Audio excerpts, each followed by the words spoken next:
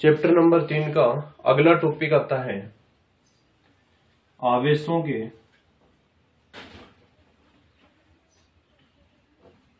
निकाय के कारण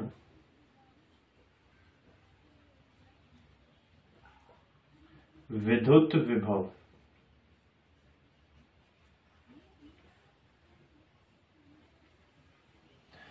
आवेशों के निकाय के कारण विद्युत विभव।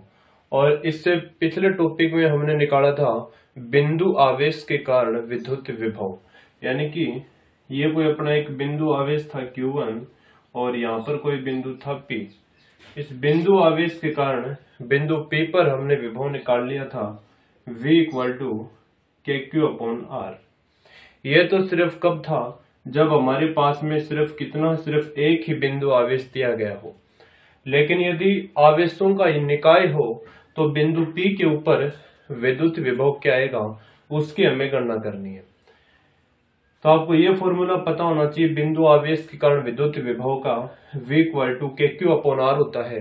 और ये टॉपिक हमने पिछले वीडियो में अच्छे से इसको कर लिया था, यानी कि उसमें तो क्या था, सिर्फ एक आवेश था, यानी कि बिंदु आवेश था और बिंदु P के ऊपर हमें विभव निकालना था।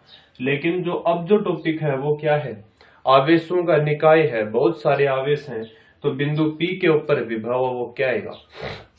तो बिंदु जो विभव होता है, विद्युत विभव एक अदिश राशि होती है, इसलिए जो बिंदु P के ऊपर विभव होगा वो सभी आवेशों के कारण जो बिंदु P पर विभव प्राप्त होगा उसके बीजगणितीय योग के बराबर होगा।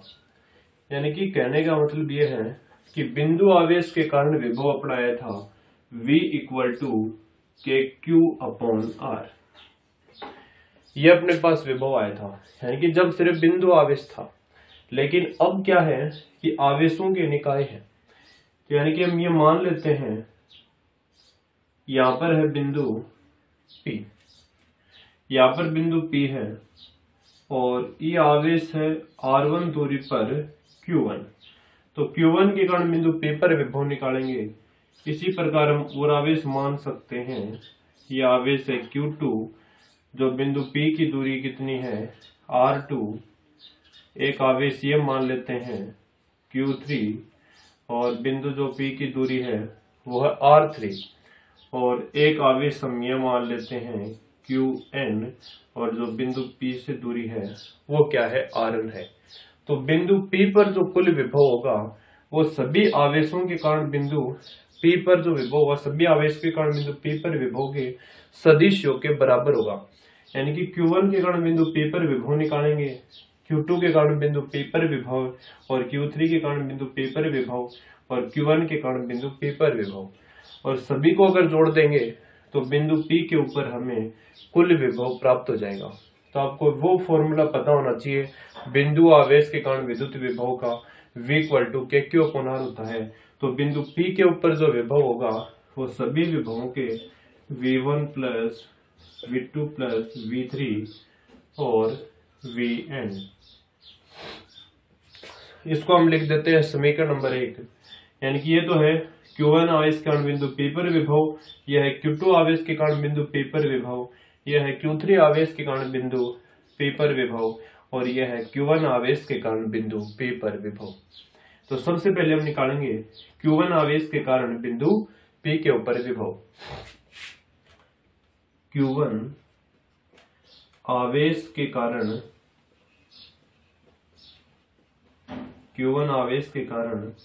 बिंदु P पर विभव। तो बिंदु आवेश के कारण विभव का फॉर्मूला हमें पता है V = KQ/R होता है। तो Q1 आवेश के कारण, ये रहा Q1 आवेश, बिंदु P पर विभव निकालना है और वो विभव हम मान लेते हैं क्या है, V1 है, और ये एक बिंदु आवेश ही है और उसके कारण विभव का फॉर्मूला हमें पता है KQ/R के आवेश कितना है Q1, दूरी कितनी है R1। इसको हम लिख देते हैं समीकरण नंबर 2। इसी प्रकार Q2 आवेश के कारण बिंदु P पर विभव, Q2 आवेश के कारण बिंदु P पर विभव। यह रहा Q2 आवेश और इस बिंदु P पर विभव देखना है। यह मान लेते हैं क्या है, V2 है के Q1, तो यहाँ पर आवेश है Q2 और जो बीच की दूरी है वो कितनी है, R2। इसको हम लिख देते हैं समीकरण नंबर 3। अब Q3 आवेश के कारण बिंदु P पर विभव, Q3 आवेश के कारण बिंदु P पर विभव, ये कितना आ जाएगा, V3 equal to KQ3 upon R3। इसको हम लिख देते हैं समीकरण नंबर 4। इसी प्रकार Q1 आवेश के कारण बिंदु P पर विभव, इसी प्रकार हम लिख लेंगे Qn आवेश के कारण बिंदु P पर विभव। Qn आवेश, ये रहा Q1 आवेश और इस बिंदु P पर विभव देखना है, तो Vn equal to KQn upon Rn। इसको समीकरण नंबर 5 दे जाते हैं। इस प्रकार से बहुत सारे क्या हो सकते हैं, आवेश हो सकते हैं।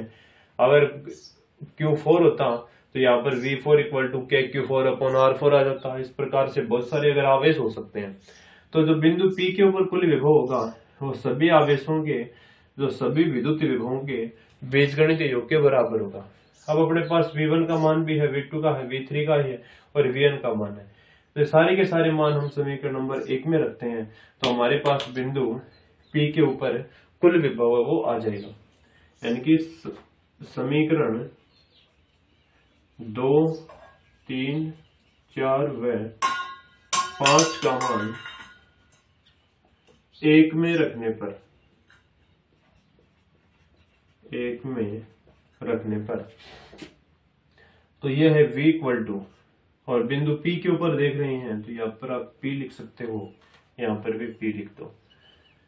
V1 का मान ये रहा KQ1 upon R1 plus KQ2 upon R2 plus KQ3 upon R3, आगे तक चलता जाएगा, प्लस KQN बटे RN। यह हमारे पास ये V1 V2 का मान हमने समीकरण नंबर 1 में है वो रख दिया है। तो Vp इक्वल टू हम करेंगे, तो जैसे कि यहाँ पर K कॉमन आ रहा है, K को हम कॉमन ले लेते हैं, अंदर बचेगा Q1 upon R1 plus Q2 upon R2, Q3 upon R3 और Qn बटा Rn। ये हमारे पास में आ गया, K को कॉमन ले लेंगे तब, या फिर हम इसको ये लिख सकते हैं Vp इक्वल टू K योगफल N I equal to 1 QI और RI, क्योंकि हमें पता है अनंत तक जाएगा, तो इस प्रकार से योगफल के रूप में हम इसको लिख सकते हैं। और K का मान हमें पता ही है 1/4 पाई एप्सिलॉन नॉट होता है। तो जो आवेशों के निकाय के कारण जो विभव आएगा वो अपने पास ये लिख देना चाहिए, ये लिख देना, इतना आ जाएगा। जहां K का मान होता है 1/5, आप लिख भी सकते हो Vp equal to 1/4 pi epsilon nought योगफल N I equal to 1 QI और RI। इस प्रकार से यह फॉर्मूला हम लिख सकते हैं K के मान लगाकर। तो ये आवेशों के निकाय के कारण विद्युत विभव वो आएगा। जो विद्युत विभव होता है वो कौन सी राशि होती है, एक अदिश राशि होती है। तो जो बिंदु P पर कुल विभव आएगा वो Q1 के कारण बिंदु P पर विभव, Q2 के कारण बिंदु P पर विभव, Q3 के कारण बिंदु P पर विभव और Q1 के कारण बिंदु P पर विभव को जोड़कर हमें प्राप्त होगा। तो सबसे पहले हम ये मान लेते हैं, यानी कि इस प्रकार प्राप्त होगा Vp equal to V1 plus V2 V3 और Vn। तो Q1 आवेश के कारण बिंदु P पर विभव और बिंदु आवेश के कारण विभव का फॉर्मूला हमने इसे पीछे निकाला था, V equal to KQ upon R। तो V1 है वो कितना आ गया, Q1 अपॉन R1। इसी प्रकार Q2 आवेश के कारण बिंदु P पर विभव है, वो आ गया V2 equal to Q2 upon R2। अब Q3 आवेश के कारण बिंदु P पर विभव है, V3 बराबर Q3 अपॉन R3। इसी प्रकार Q1 के कारण और सभी के मान हम समीकरण 1 में रखेंगे तो बिंदु P पर जो कुल विभव है वो इतना आ जाएगा। तो ये अपना टॉपिक था आवेशों के निकाय के कारण विद्युत विभव का।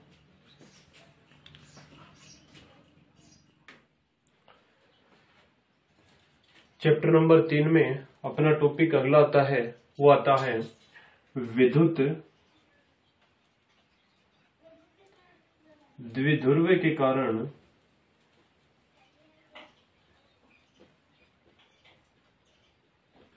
विद्युत द्विध्रुव के कारण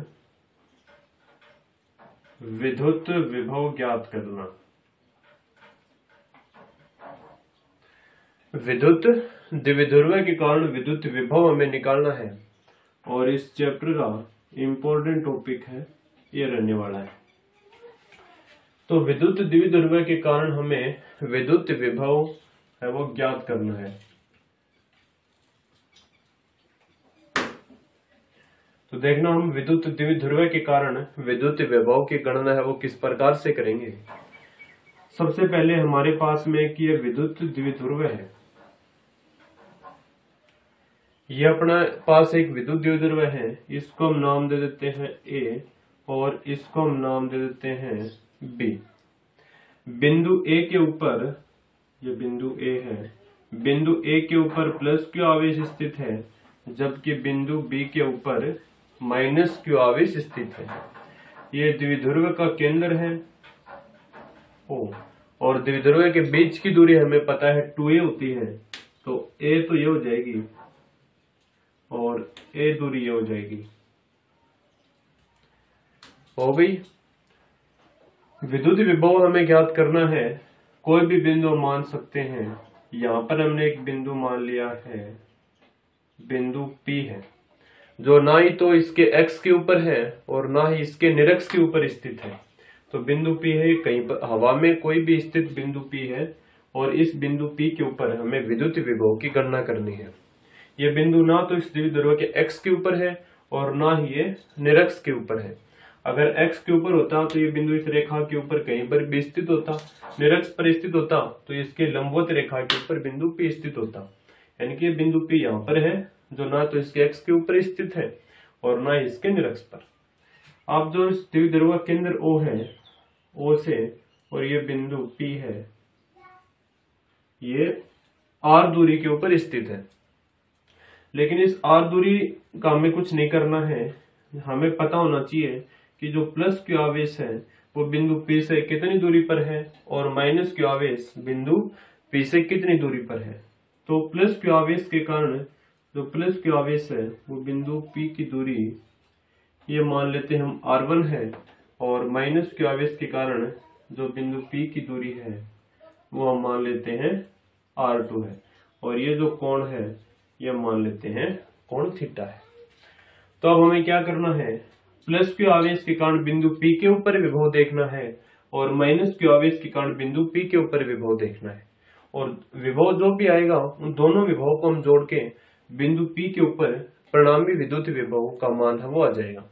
तो सबसे पहले हम देखेंगे प्लस Q आवेश के कारण बिंदु P पर विभव, बाद में देखेंगे माइनस Q आवेश के कारण बिंदु P पर विभव। दोनों विभव को जोड़ेंगे तो बिंदु P पर परिणामी विभव हमें प्राप्त होगा। तो सबसे पहले निकालेंगे प्लस Q आवेश के कारण बिंदु P पर विभव। तो यहाँ पर हम लिखेंगे प्लस Q आवेश के कारण, प्लस Q आवेश के कारण बिंदु P पर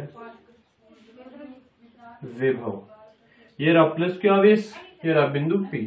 इस प्लस Q आवेश के कारण बिंदु P पर विभव में देखना है।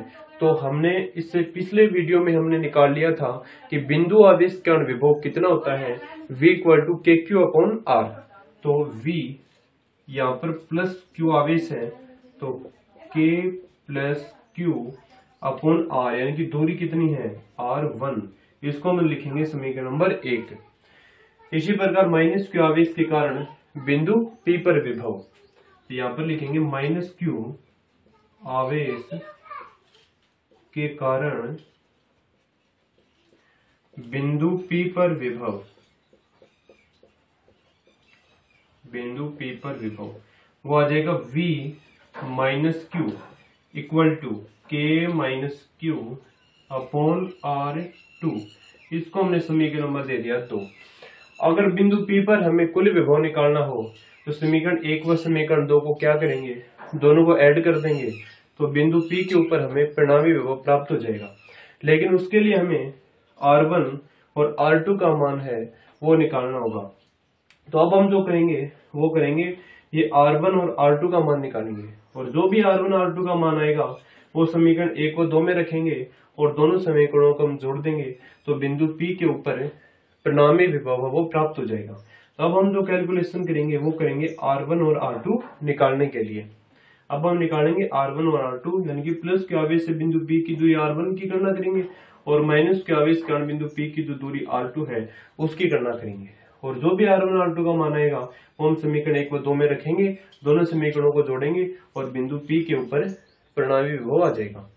तो R1 और R2 का मान देखना किस प्रकार से निकालेंगे, उसके लिए हम जो रेखा OP है उसको हम थोड़ा पीछे बढ़ा देते हैं। ये जो रेखा OP है इस रेखा को पीछे बढ़ा दिया है, और बिंदु A से इस रेखा के ऊपर एक लंब डाल देना है। ये हमने एक लंब डाल दिया है और यहाँ पर हम नाम दे देते हैं, ये बिंदु है M। इसी प्रकार बिंदु B से इस रेखा के ऊपर लंब डाल देते हैं और ये नाम दे देते हैं, यहाँ पर है N बिंदु है। क्या किया कि रेखा OP को पीछे बढ़ाया है और पीछे बढ़ा के ये जो बिंदु A से इस रेखा के ऊपर लंब डाल दिया है M, और इसी प्रकार बिंदु B से ये जो रेखा है इस पर लंब डाल दिया है N।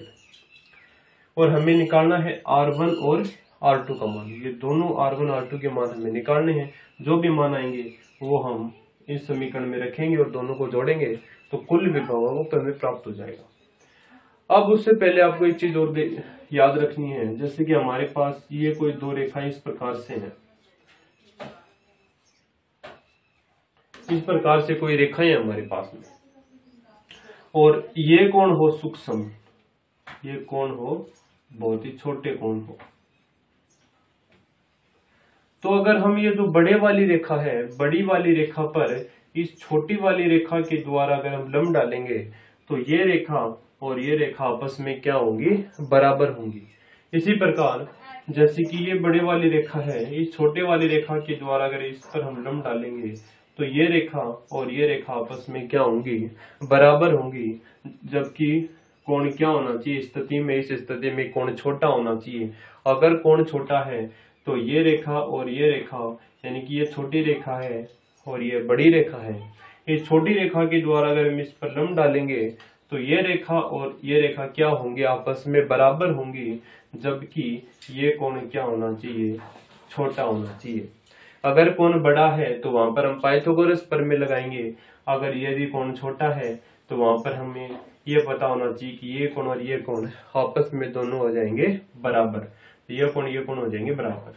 जैसे कि हम इस चित्र में हम देख सकते हैं, ये अपने पास जो एपी है, एपी रेखा वो छोटी रेखा है और जो एमपी है वो बड़ी रेखा है।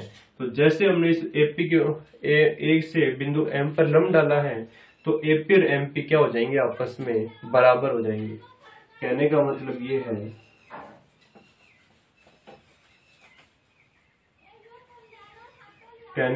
बस ये है कि जो एपी है, जो एपी है वो किसके बराबर होगा, एमपी के। यानी कि ये तो रेखा है अपनी छोटी, ये रेखा बड़ी, छोटी के द्वारा बड़ी पर लंब डाल दिया तो ये रेखा आपस में होंगी बराबर। जबकि ये कोण क्या होना चाहिए, छोटा। ठीक है, ये बात बताइए। तो एपी है वो किसके बराबर में होगा, एमपी के। तो आगे देखिए, एपी बराबर हम करेंगे एमपी, ये रहा एम, ये रहा पी। एमपी को हम लिख सकते हैं MO plus OP. Plus OP। देख सकते हैं इसको, ये रहा M, ये रहा P, इसको MO प्लस OP, यानी कि जो MP रेखा है वो किससे मिलकर बनी है, MO प्लस OP से। तो MO प्लस OP यहाँ पर लिख दिया है। अब देखना AP का मान है R1, तो यहाँ पर लिखा R1 बराबर MO, ये रहा MO, कुछ मान हमें पता नहीं है तो MO का MO रहने देते हैं। OP, ये रहा O, ये रहा P, कितनी दूरी है, R दूरी है। अब हम निकालेंगे MO का मान। तो हमारे पास में एक ये समकोण त्रिभुज दे रखा है, ये समकोण त्रिभुज है AMO है, AMO। यहाँ से अगर ये कोण थीटा है तो ये भी क्या होगा, थीटा, जिसको हम बोलते हैं शीर्षाभिमुख कोण। ये थीटा है तो ये हमें पता है जो कोण है उसके सामने की भुजा होती है लंब, ये होगा लंब, ये क्या होगा आधार, और ये भुजा क्या होगी करण। तो यानी कि हम त्रिभुज AMO में देखेंगे, त्रिभुज AMO में। तो हमें निकालना है किसका, MO का मान। यहां से हम ये लिख सकते हैं, ये जो AM है वो तो अपने पास क्या है, लंब है, और AO है वो अपने पास कर्ण है, OM है, OM वो अपने पास क्या है, आधार है। तो हमें निकालना है MO का मान, तो उसके लिए हम त्रिकोणमिति का घटक लेंगे कोस। तो कोस थीटा हमें पता है क्या होता है, आधार बटा कर्ण, आधार बटा कर्ण। तो आधार कितना है यहाँ पर OM, कर्ण क्या है AO। तो cos थीटा इक्वल टू हमारे पास आ गया OM का OM रहने दो बटा AO, और ये रहा A, ये रहा O, AO का मान है स्मॉल a, ये लिख दिया स्मॉल a। तो वज्र गुणा करेंगे, OM इक्वल टू आएगा A cos थीटा, और OM का मान अब हम यहाँ पर लिख देंगे। तो जो R1 है वो कितना जाएगा, A cos theta plus R, या फिर हम ये लिख दो चाहे R plus A cos theta. ये अपने पास आ गया R1 का मान। दोबारा से देखते हैं, ये जो रेखा AP है वो किसके बराबर में है, MP के। अब AP इक्वल टू हम करेंगे MP, ये रहा M, ये रहा P, MP को लिख सकते हैं MO प्लस OP, ये लिखा है MO प्लस OP। तो AP, ये रहा AP, ये है R1, लिख दिया है R1। MO का मान कुछ नहीं है, MO का MO रहने देते हैं। OP, ये रहा O, ये रहा P, OP का मान है स्मॉल r। तो अब हम निकालेंगे MO से, MO निकालना है हमें, इसलिए हम ये त्रिभुज ये ले लेते हैं AMO। तो AMO त्रिभुज ले लिया, जहां पर AM है लंब, AO है कर्ण, OM है आधार। तो यहाँ से हम OM निकालने के लिए हमें घटक लेना है त्रिकोणमिति का कोस घटक है। तो कोस घटक लेंगे आधार बटा कर्ण, OM बटा AO। तो वज्र गुणा करेंगे, OM equal to A cos theta, क्योंकि हमें पता है AO का मान है A। तो R1 इक्वल टू आ गया A cos theta plus R, या R1 बराबर R plus A cos theta. अब हमें निकालना है R2 का मान, तो उसके लिए हमें कौन सा त्रिभुज लेंगे, समकोण त्रिभुज ONB। अब हम जो गणना करने वाले हैं वो R2 करके गणना करेंगे। R1 तो हमारे पास में आ गया, अब R2 की गणना करेंगे। तो उसके लिए हम जो त्रिभुज लेंगे वो लेंगे ONB, या फिर BNO में। BNO में हमें गणना करनी है, लेकिन उससे पहले हमें ये पता होना चाहिए कि जो ये रेखा है अपने पास NP, वो किसके बराबर में होगा, BP के। यानी कि BP बराबर है NP के, थोड़ी देर पहले ये बात बताई है। तो BP इक्वल टू हम करेंगे, ये रहा NP, NP को हम क्या लिख सकते हैं, OP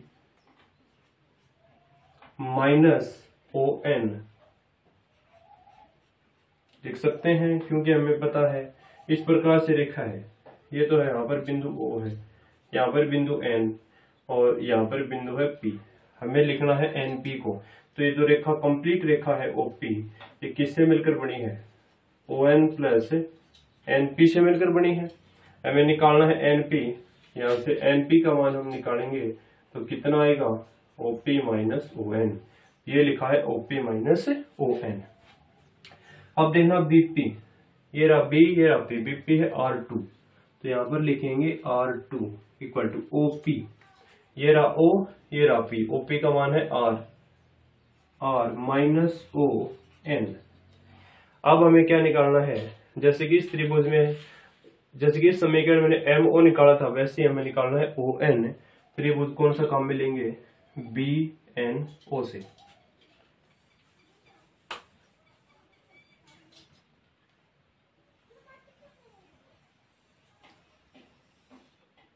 त्रिभुज काम में लेंगे हम समकोण त्रिभुज BNO।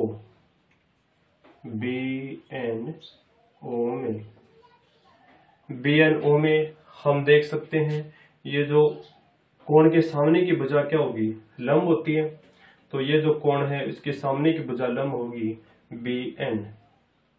तो यहां पर हम लिखेंगे BN, वो तो है लंब, OB है कर्ण, OB है कर्ण और ON है आधार।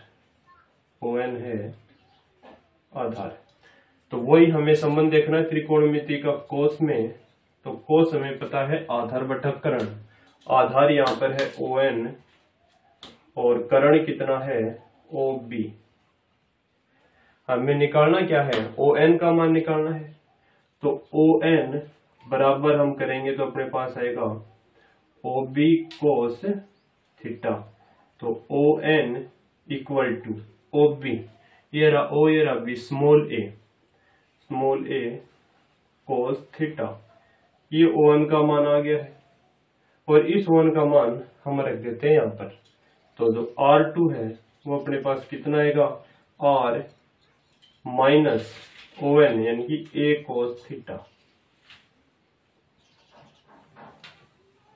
ये अपने पास आ गया है R2 का मान। R1 का भी निकाल लिया, R2 का मान निकाल लिया है। R1 R2 के मान हम समीकरण 1 व 2 में रखेंगे। दोनों समीकरणों को जोड़ देंगे तो बिंदु P के ऊपर हमारे पास कुल गुरुत्व नहीं, कुल विभव है वो आ जाएगा। तो देखना R2 के लिए दोबारा बता रहे हैं क्या क्या है।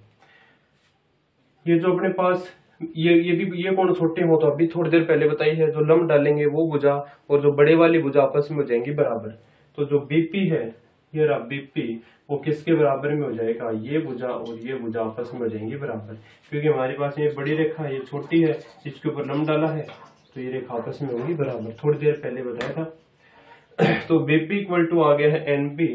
तो BP बराबर, या NP को हम क्या लिख सकते हैं? OP minus ON, OP minus ON। तो BP का मान कितना है? R2 रख दिया, OP का मान है R रख दिया, माइनस ON। त्रिभुज BNO से हमें निकालना है ON का मान। तो ON आएगा a कोस थीटा। तो इस समीकरण में हम रखेंगे तो R2 equal to R minus a cos theta. अब R1 व R2 के मान हम रखेंगे समीकरण 1 व 2 में। तो आप इसका पहले स्क्रीनशॉट ले लेना, बाद में हम इसको साफ करेंगे और बाद में कंटिन्यूस के आगे का करेंगे।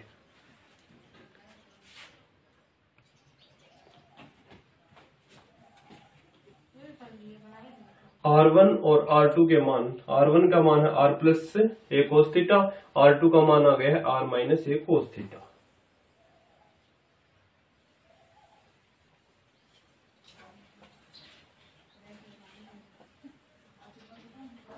तो दोनों के दोनों मान हम रखेंगे समीकरण नंबर 1 व 2 में।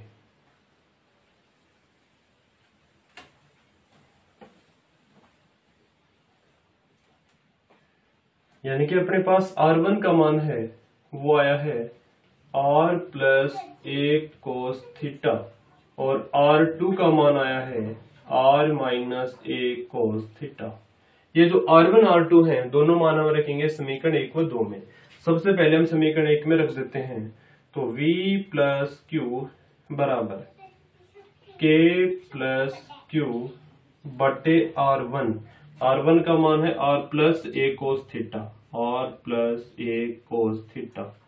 इसी प्रकार R2 का मान हम इस समीकरण में रख देंगे, तो V minus Q equal to K minus Q बटा R minus A cos theta.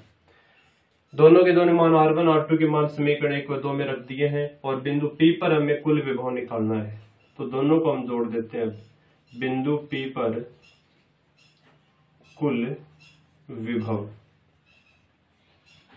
बिंदु P पर कुल विभव, तो Vp इक्वल टू हम करेंगे V plus Q V minus Q, दोनों को जोड़ेंगे। इसका मान है K प्लस क्यू बटा R plus A cos theta plus ये रहा V minus Q K minus Q बटा R minus A cos theta. तो Vp इक्वल टू के क्यू को ले लेते हैं बाहर, तो अंदर बचेगा 1 upon R plus A cos theta minus, ये माइनस है, 1 upon R minus A cos theta.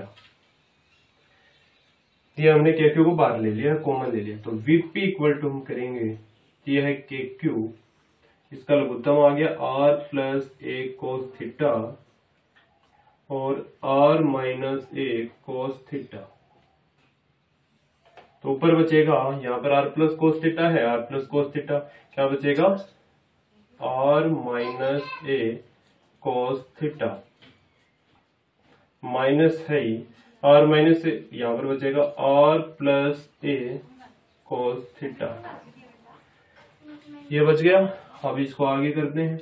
Vp equal to के क्यू, ये फॉर्मूला होता है a plus B a minus B, ये फॉर्मूला होता है a प्लस बी और a माइनस बी बराबर होता है a की स्क्वायर माइनस b की स्क्वायर।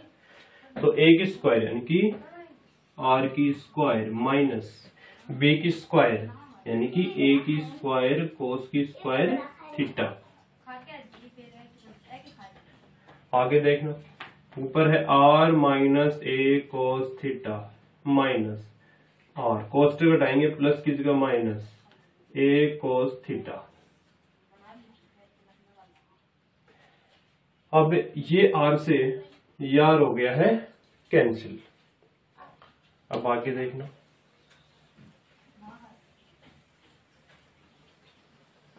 अब देखना इस डायग्राम को भी मिटा देते हैं।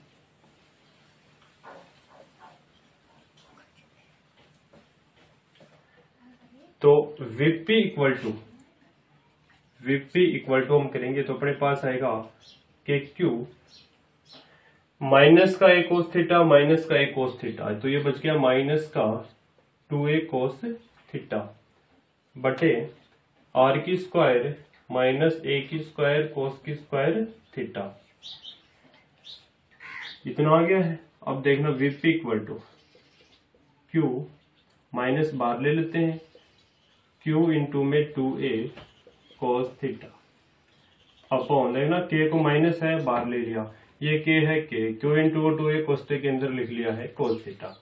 अंदर बचा r की स्क्वायर माइनस a की स्क्वायर कोस की स्क्वायर थीटा। एक बात का हमें पता है, Q इंटू में 2a क्या होता है, द्विध्रुव गुण, जिसको हम लिख सकते हैं P से। तो Vp इक्वल टू हमारे पास आएगा माइनस का k, इसको हम क्या लिख सकते हैं, P लिख सकते हैं, तो Kp कोस थीटा अपॉन r की स्क्वायर माइनस a की स्क्वायर कोस की स्क्वायर थीटा। अब जो a है वो r की स्क्वायर से बहुत छोटा है, यानी कि r है वो बहुत बड़ा है a से, इसलिए a को हम नगण्य मानकर छोड़ देते हैं। तो अपने पास Vp इक्वल टू बचेगा माइनस का Kp कोस थीटा अपॉन r की स्क्वायर। तो जो अपने पास विद्युत विभव आएगा किसी भी बिंदु पर, वो आएगा Vp इक्वल टू माइनस का Kp कोस थीटा अपॉन r की स्क्वायर। अब इसमें दो कंडीशन है, वो स्थितियां और हम करते हैं।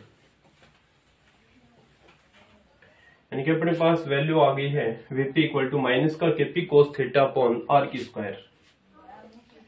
अब यदि बिंदु अपने पास, इसमें केस फर्स्ट आता है कि यदि बिंदु P है वो x पर स्थित हो, x पर स्थित हो, यदि बिंदु P है वो x के ऊपर स्थित हो तो हमारे पास थीटा का मान वो कितना डिग्री आएगा, 0 डिग्री, और कोस 0 का मान कितना होता है, 1। तो यहाँ पर जो वीपी इक्वल टू अपने पास आएगा वो आएगा माइनस का केपी अपॉन आर की स्क्वायर। ये विद्युत विभव आ जाएगा x के ऊपर। अब केस नंबर हम सेकंड करते हैं कि यदि बिंदु P कहां पर हो, निरक्ष पर हो, तो निरक्ष पर स्थित हो तो उसके लिए हमें पता है थीटा का मान कितना होगा, 90 डिग्री। क्यों हमें पता है, ये तो x की स्थिति होती है, निरक्ष की स्थिति होती है। अक्ष के लिए थीटा बराबर 0, निरक्ष के लिए थीटा बराबर 90 डिग्री। कोस 90 का मान 0 होता है, तो निरक्ष के ऊपर जो विभव आएगा वो क्या आएगा, 0। अगर अपने पास हमने ये लिया था कि बिंदु ये यहाँ पर तो क्या आवेश था, प्लस क्यू, और यहाँ पर लिया था माइनस क्यू आवेश। अगर यहाँ पर माइनस क्यू आवेश होता और यहाँ पर प्लस क्यू आवेश होता तो ये जो मान अपना ये किस में आ जाता, प्लस में आ जाता। तो अगर यहाँ पर हम माइनस क्यू आवेश लेके करें और वहां पर प्लस क्यू आवेश लेके करें तो जो विद्युत विभव आएगा वो किस में आएगा, प्लस में आएगा।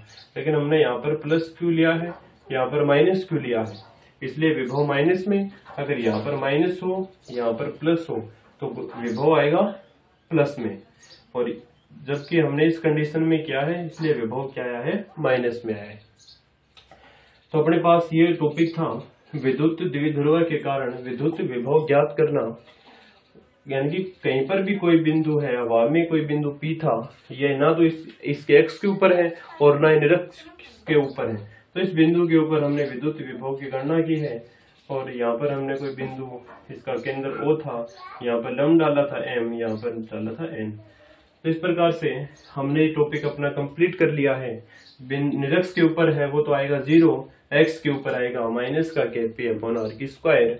और एक बात याद रखना, अगर आप यहाँ पर माइनस का क्यू आवेश लोगे और यहाँ पर प्लस क्यू आवेश लोगे तो ये वैल्यू किस में आएगी, प्लस में आएगी। तो ये अपना टॉपिक है वो खत्म हो गया है।